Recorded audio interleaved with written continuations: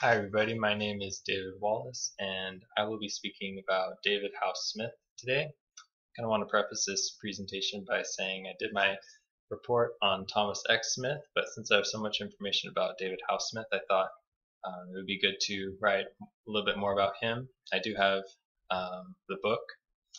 Um, it's entitled David Howe Smith and Samantha Sessions, written by Gary Hansen, Anne Smith Staheli, and Francine Colster Medrano.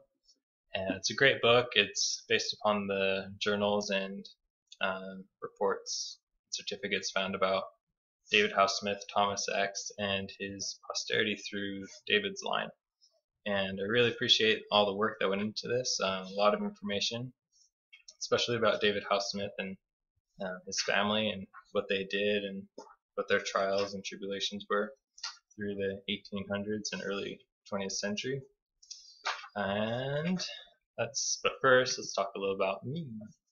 So, I'm going to school at Brigham Young University, Idaho, studying construction management and minor in architecture. And let's see, that's my classroom where I spend most all my days and all my nights studying, doing projects. Here are some of the projects I've done in the last few semesters. Some 3D modeling on the computer, internship with Exactware, more computer modeling, architectural presentations, models. Went to Yellowstone, that was fun. Hand drawing, also like cooking from time to time, Peruvian food.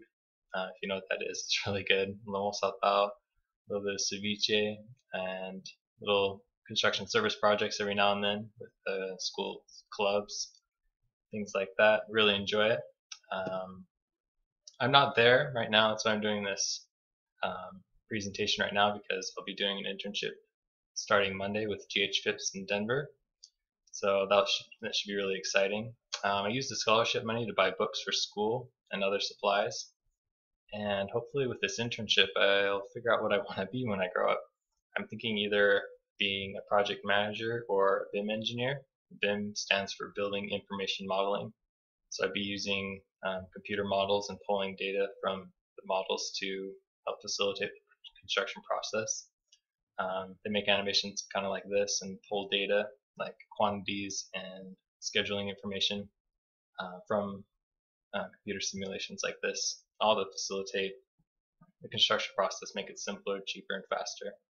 It's really great stuff.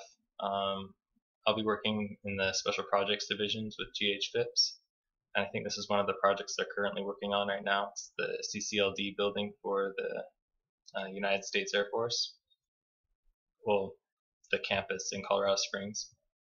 So that should be really exciting. Yeah, it should be one of my first internships with a real construction company, so I'm really excited about that. And now, let's talk about my family tree. Okay, so here's my fan chart. Thomas X. Smith is here, right here, and I'll be speaking a little bit more about David Howe Smith, the first son of Ann Masters Howe, or one of his sons, the eldest that lived, and his daughter Lucille Smith a little bit, and then it leads down to Robert Leroy Hansen, who's my grandfather, married Kay Moody. Her daughter Sherry Hansen is my mother, married Brian Wallace, and that's me. So a little bit about David Howe Smith, that over here.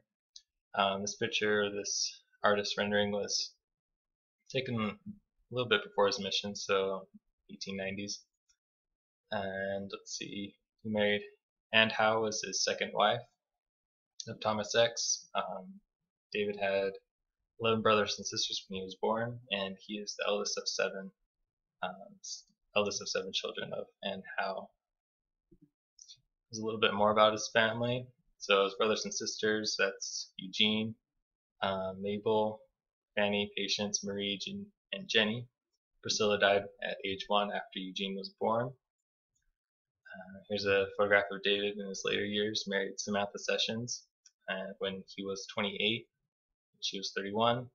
Their daughter Lucille, who I'm related to, and their sons Reed, Clyde, Ronald, and Horace. So that's just a brief background, but what I wanted to mostly talk about today was David's mission experience in Kentucky, because I feel like that's what I could relate to the most.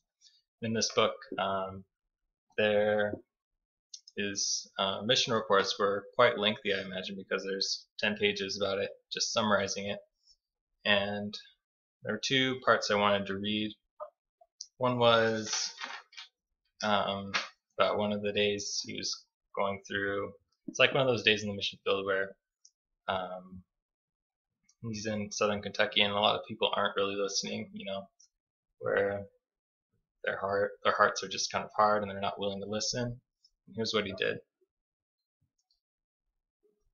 Sorry, I'm on the wrong page. Okay. In mid to late June, Grandpa and his companion were meeting a lot of resistance among the people they were canvassing. There was so much rejection that the elders felt an atmosphere of gloom. Such a feeling was not typical, and Grandfather prayed for it to be lifted. They fasted and went into woods to pray that the Lord would soften their hearts. They spent quite a lot of time in the woods at different times, engaged in study and in prayer. They began to have the positive results they were seeking. The people were more willing to invite them into their homes and hear the messages.